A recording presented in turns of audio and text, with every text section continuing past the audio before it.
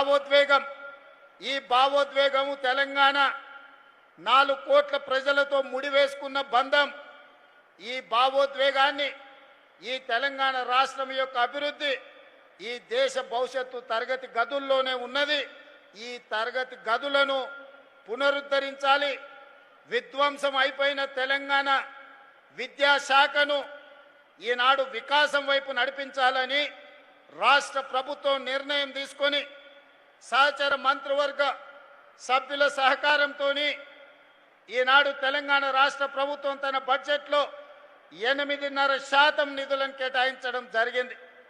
26,600 కోట్ల రూపాయలతోటి ఈనాడు ఈ పేదలు, ముఖ్యంగా SC, ST, BC, minority and backward ఆర్థికంగా వెనుకబడిన విద్యార్థుల భవిష్యత్తు కోసం ఈనాడు తెలంగాణ రాష్ట్ర ప్రభుత్వం 26,600 కోట్ల రూపాయలు ఖర్చు పెడుతుంది.